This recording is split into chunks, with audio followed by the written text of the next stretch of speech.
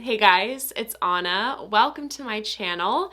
Today I am finally sitting down and filming my green vanilla fragrance recommendations for you. I have made it very well known that I love this profile, so I've gotten a lot of requests like, can you please give us a list? So I feel like it's only right that I start with the fragrance that was my introduction to this profile. Was the first green vanilla I fell in love with. That would be Byredo G Water. And this is also the perfume that I would recommend to those of you if you're wanting to start out in this profile. I've got quite the mix of green vanillas here, but I feel like this is a tame place to start. Funnily enough, when I first got into fragrances, I did not understand the appeal of green vanillas because I'm like, why are you throwing in this green earthy note and with a delightful vanilla? I will admit I still have my limits. Like, I don't enjoy a very stemmy, just like bursting green experience, like as if I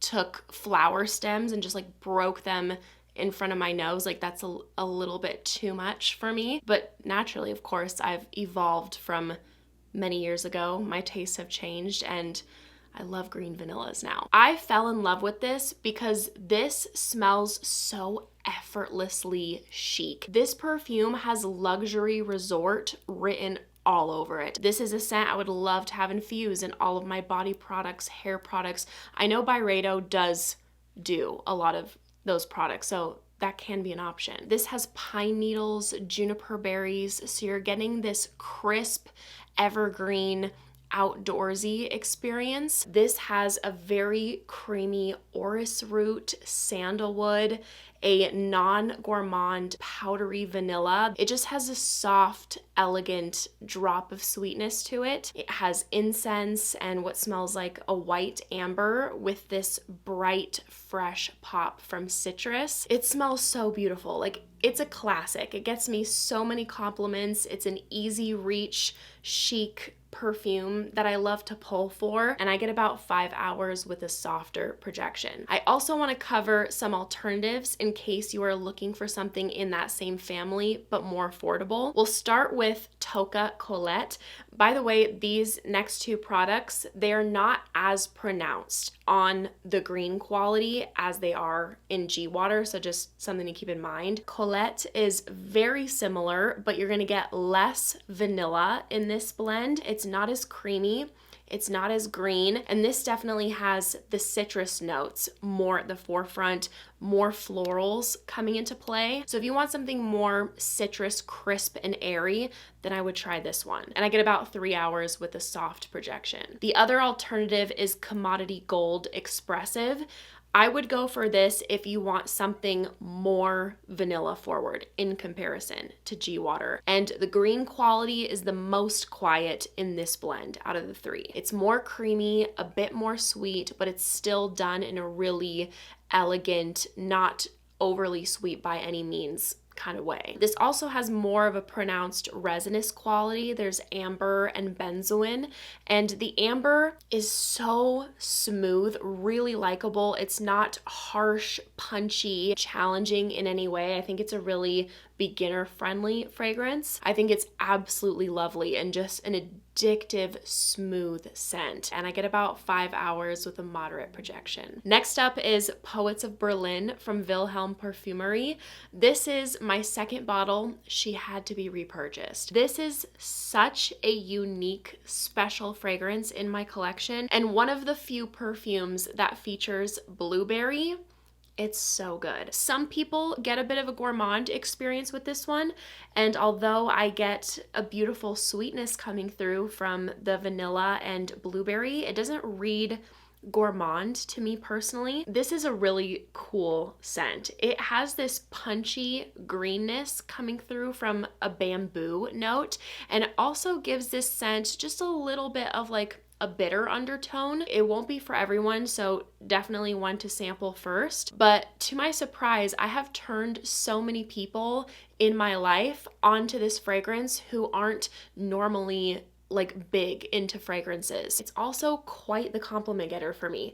So I would not say, and advise to go blind buy. I don't advise that, period. But give it a sample, you really might be surprised. And it also has some more beautiful earthiness from orris and a creamy sandalwood. I find that this works as a great year-round fragrance.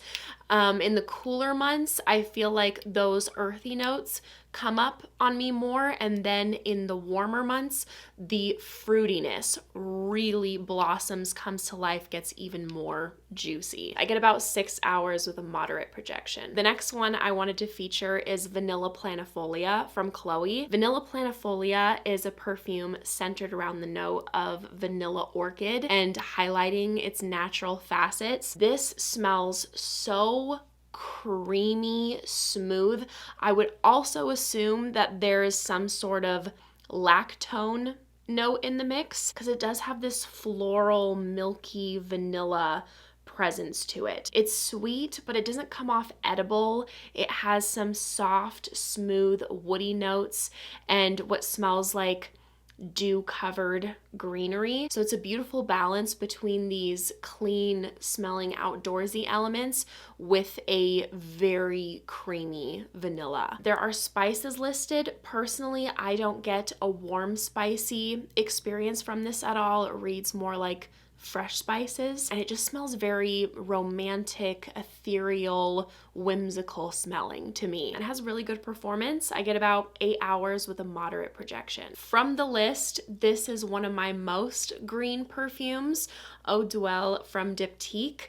This is for people who love a juniper experience. I feel like an absolute forest nymph, forest fairy when I wear this perfume. It's got this beautiful elemi resin and vanilla, so it smells like this softly sweet sap coming out of juniper trees. It has a fresh cardamom, black tea, some fresh spiciness from pink pepper. It's one of my favorite perfumes.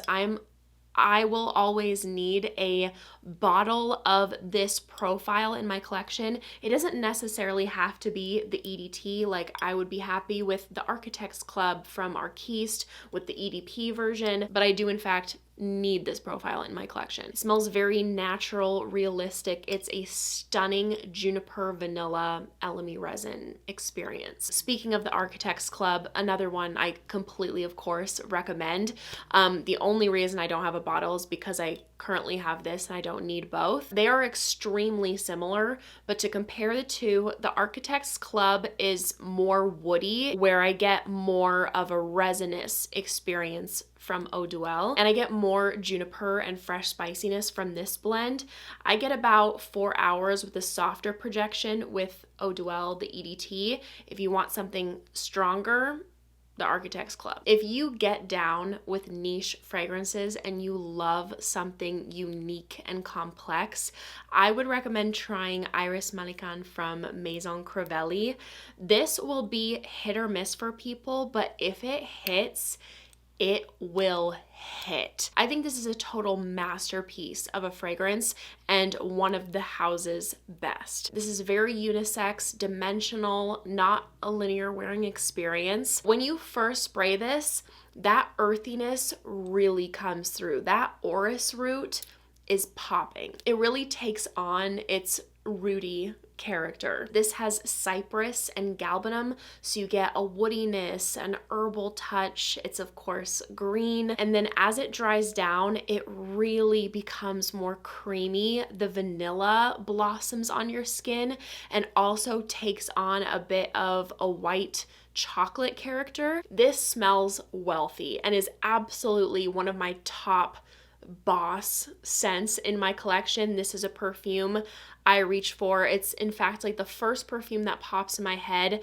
if I need a pick-me-up, I need a confidence boost. This perfume makes me feel like that girl. This person knows who they are. They're very intelligent, well-mannered, well-traveled. And this thing is an absolute beast. It will last all day with strong projection. If you love a gourmand facet, I would say that this next one has the most pronounced gourmand quality out of the list. This is Iris Cartagena from Bon Parfumeur. Still not going heavily into that direction, so don't expect a true gourmand by any means. This is really an earthy gourmand. I get so many qualities out of this perfume. It has vanilla, tonka bean, cacao.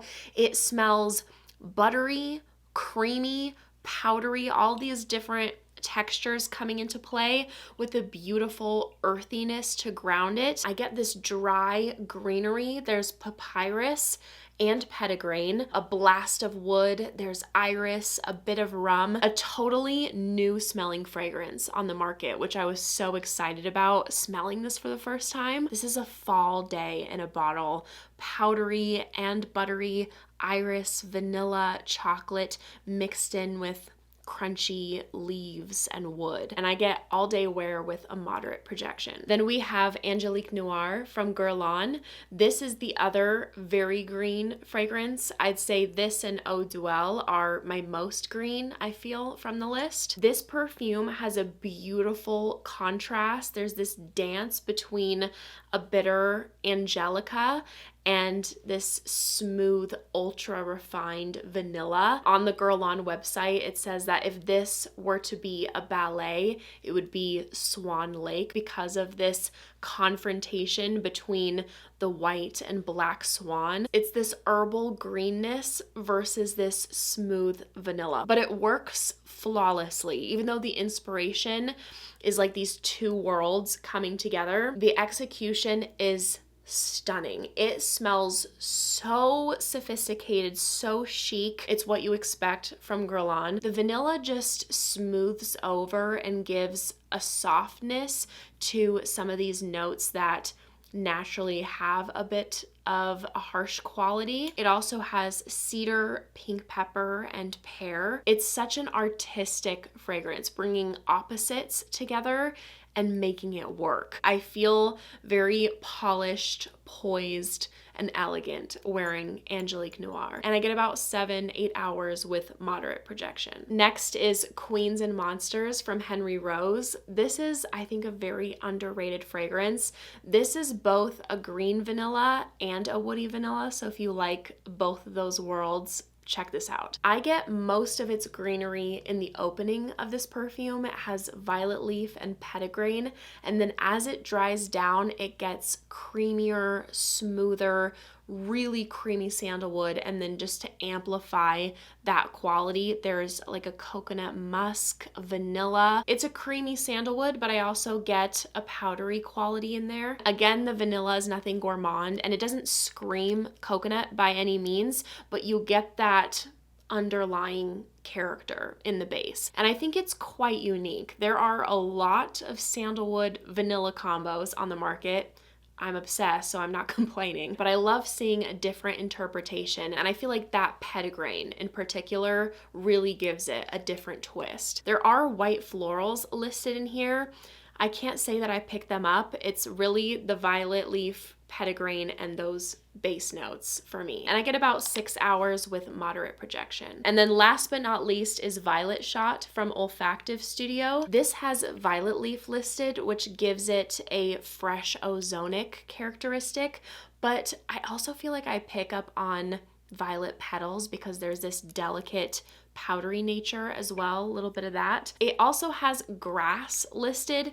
That is not pronounced. I am not a grass fan. That's a green note I don't love, but it's not loud. But I feel like that alongside the violet leaf create this fresh morning dew covered garden experience. It has a very unique, airy, thinned out sweetness from like a saffron vanilla combo. It smells mainly like a softly sweet saffron with just a touch of a very smooth leather undertone. So when I smell this, it makes me think of somebody going into their garden in the early hours of the morning and writing in their personal leather-bound journal. I think this scent is so underrated. I don't hear people talking about it, but I think it's beautifully unique. It has such an interesting texture to it, like this dewy airiness. I think it's a standout from their collection, and I get all day wear with a moderate projection. And that completes my list of green vanillas. Thank you guys so much for watching. I hope you enjoyed. If you did, make sure to give this video a big thumbs up and make sure to subscribe down below if you haven't already. If you want to see me in any more videos, I'd appreciate it so, so much. I hope you guys are having a great day, and I hope to see you in my next video. Bye!